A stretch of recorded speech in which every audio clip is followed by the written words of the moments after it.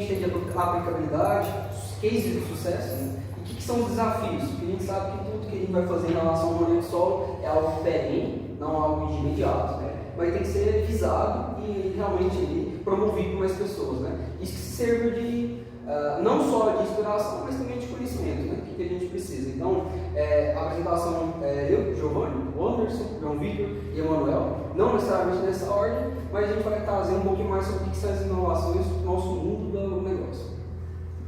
Eu vou falar um pouco sobre a introdução, um pouco da história e a importância sobre o manejo e conservação do solo.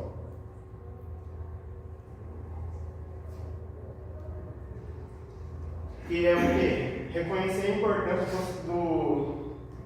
da conservação do solo. Que é o quê?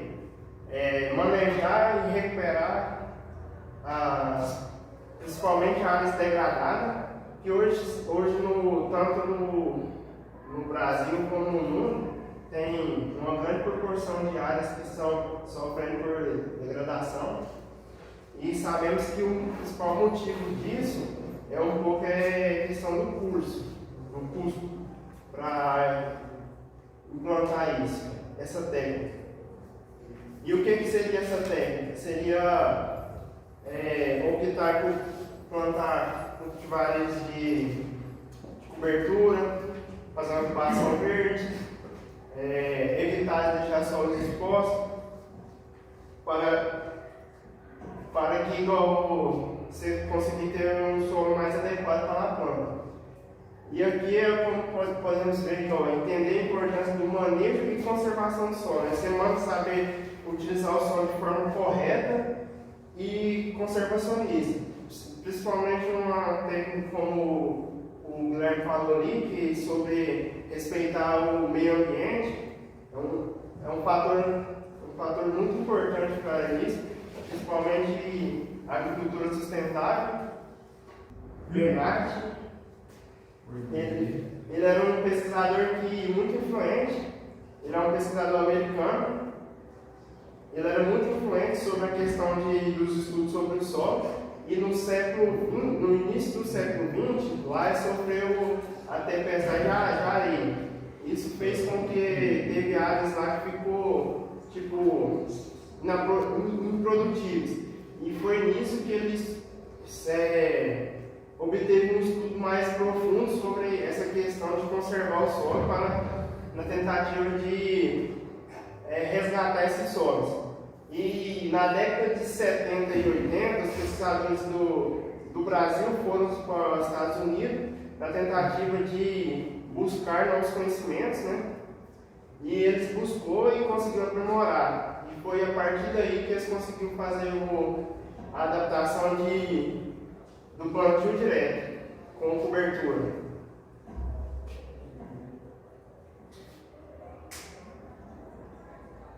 E uma das importâncias que traz na conservação do solo, que é a fertilidade, né, com a plantação de cultivares forrageiros, como pode ser uma gramínea leguminosa na fixação de nitrogênio, leguminosa na ciclagem de nutrientes, e ajuda também na microbiota do solo, né, disponibilidade hídrica, que a cobertura consegue deixar o solo mais úmido, permanecer por mais tempo, evitar a perda por erosão e aumenta a produtividade. E bom, antes de chegar na parte de inovação, né, a gente tem que conhecer um pouco o que é o solo, né, que são basicamente corpos naturais, né, e eles apresentam, né, pequenas partículas que são derivadas da atuação do clima juntamente com o organismo, né, no material da rocha de origem. Aí, devido a essa integração, né, do clima com os organismos, né, que é denominado famoso temperismo, né, aí sobre a rocha de origem, né, e isso também incluindo o relevo, né, por um determinado período de tempo, né. O solo é também considerado a existência e a permanência da vida na Terra, né, por ser o nosso patrimônio da humanidade, né, e deveria sustentar tudo que a gente faz, né, edificações, lavouras, né, pasto pagado, né, e tudo que a gente faz está em cima do solo. Manejo de conservação do solo, né, são princípios, né, eu acredito que todo mundo tem algum princípio, né, e técnicas agrícolas, né, com o objetivo de manejar a terra cultivada de uma maneira a fim de evitar erosões, salinização, né, e compactação, principalmente essa. E com o objetivo também de aproveitar o máximo da terra cultivada, né, por unidade plantada. Bom, agora tem um exemplo, né, de um plantio convencional, né, que era antigamente realizado, hoje em dia ainda é feito, né, mas principalmente em certas situações bem específicas, e passando do cultivo convencional para o plantio direto, né, com isso com o objetivo de evitar o índice de erosão, né, no solo, e com isso teve uma queda, né, nos índices de erosão, só que o plantio direto, por assim dizer, não é exatamente o bonzinho da história, né? Tem muitas desvantagens, inclusive, né? E é só isso, eu passo a palavra para o Giovanni. Pessoal, vamos falar, né, principais inovações, né? Quando a gente vai falar um pouco de inovações que a gente tem na área para explorar, né? A gente queria só primeiramente trazer um pouquinho de nomes aqui para vocês, né? Lembra que um pouco dessa apresentação, dentro do minuto ali que foi proposto para cada um pouco mais de 5 minutos ali, né? A gente tem que pensar, né? Quem são o pessoal que a gente pode se inspirar, buscar pesquisa, né? Caso vocês não conheçam, né? Um dos famosos hoje em dia produtores de soja, hoje em dia, é o Laércio Dalla, né? Ele foi um dos ganhadores do SESB, vou estar falando um pouquinho mais. Ademir Calegari, caso vocês não saibam, também do Sérgio Mazoro, pesquisem, tá? E isso aqui são um pouquinho do que eles chamam de agricultura regenerativa, né? O que a gente pode pensar, né?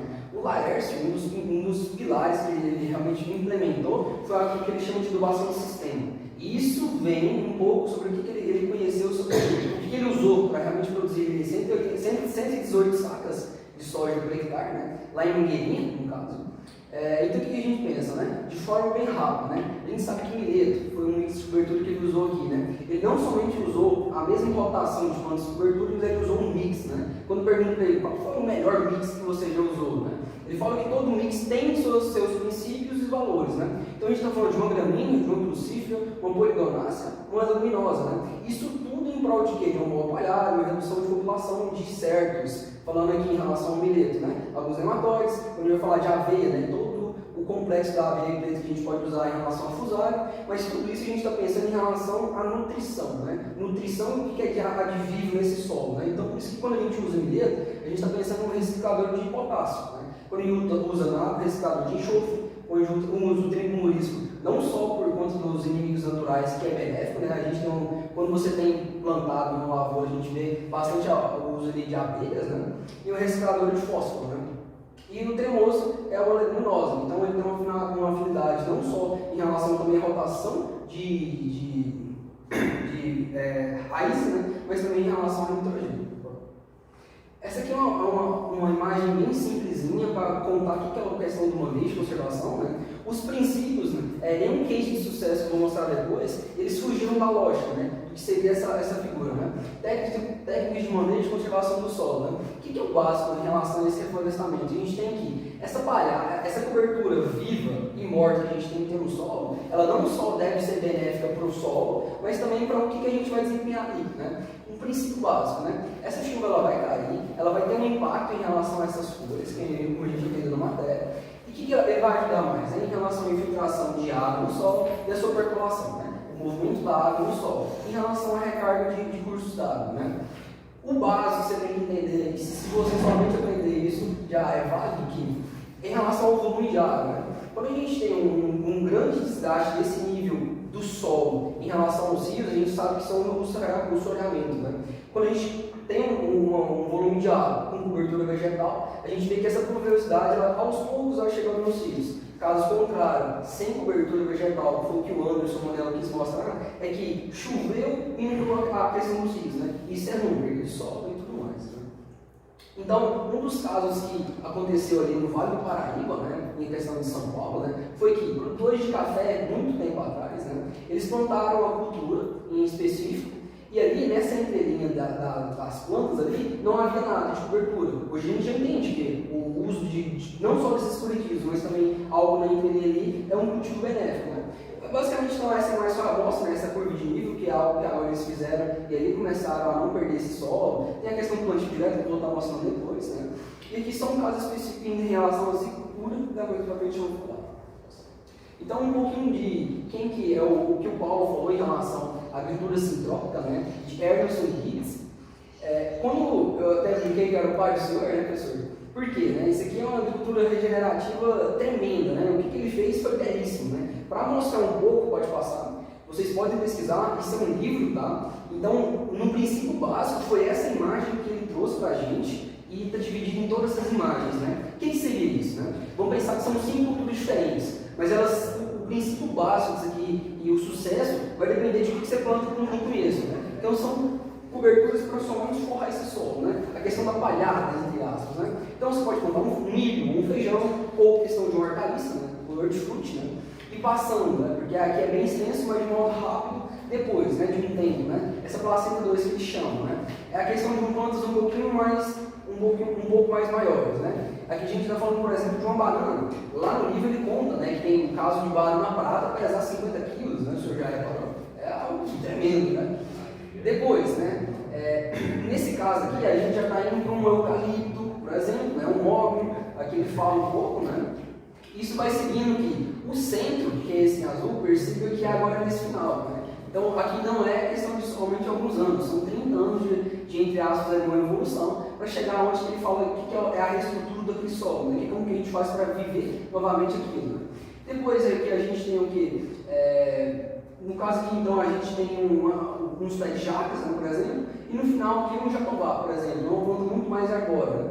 E aqui tudo só para contar, pode voltar um, né? O que seria o que ele fez aqui para restaurar tudo isso aqui que ele fez em um pouco mais de 30, né, 40 anos. Né? Pode passar. Outro caso, né, o Pedro Paulo Diniz, ele foi um ex-piloto, né? Hoje em dia ele é um dos fundadores da Fazenda da Copa, que é uma das grandes orgânicas hoje em dia, da produção de ovos caipiras, né? E ele conta que basicamente ele não segue o princípio da mesma coisa, né? Eu queria trazer esse outro case em relação ao sucesso, né? Você pode ver, a gente não só fala de agricultura, a gente fala no complexo, né? A gente pode estar falando da agricultura familiar, pode passar? E partindo para grandes culturas, um dos casos de Suisemi Mirai, né? Que é o japonesinho de estilosante, não sei se o senhor já conheceu ele, né? Ele fala um pouco mais de que esse estilosante ele pode fazer para a recuperação de solos arenosos, né? E isso tudo está concatuado em relação a tudo que os meninos mostraram, né? A questão de importância, a questão de conceito, inclusive eu vou falar um pouquinho mais sobre, pode passar, futuros empecilhos em relação a isso, e um dos canais bacana também para você pensar, ninguém fala soja orgânica, é interessante, aqui eles trazem um pouquinho, né? Então por que não criar um grupo de estudo? Por que não? E aqui que o João vai entrar a parte dele de o que está impedindo, né? Quais são as barreiras para a gente criar um sistema de plantio direto orgânico, por exemplo, né? Lembrando que são 4 conceitos, né? São 4 áreas diferentes, né? Cultura anual, uma cultura perene, uma agrofloresta e agora aqui de novo a soja, né? Só para a gente complexar. Né? Bom, vamos em desafios e perspectivas.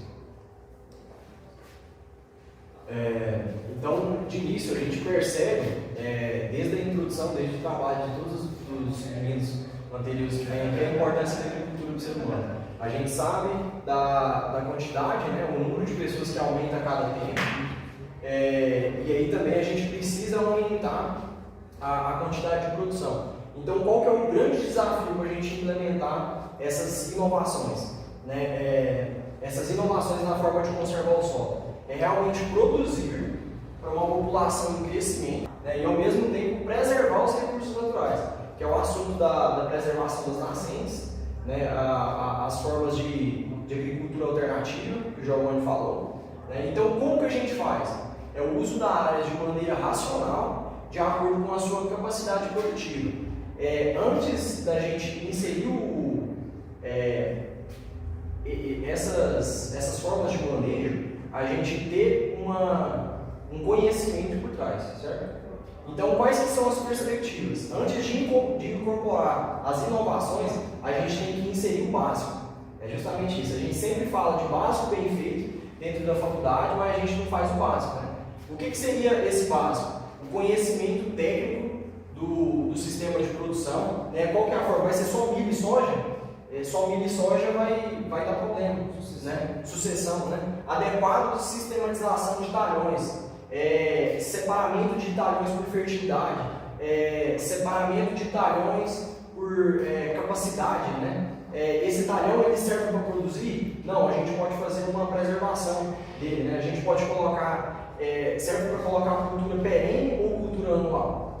Então é por isso que a importância da sistematização, até na onde que a gente vai passar a estrada, carregadores, né? Manejo eficiente dos restos de cultura, a gente vai tirar essa palhada ou a gente vai deixar ela no campo. Eliminação das camadas compactadas é o primeiro passo para a gente inserir as culturas de cobertura. Né? Manutenção da fertilidade, plantas de cobertura, o professor falou, é a primeira, né, que a gente vai inserir quando a gente fala de preservação. E adequada assistência técnica. Quem fornece essa assistência técnica? A gente, né? Profissionais técnicos. Então, para terminar,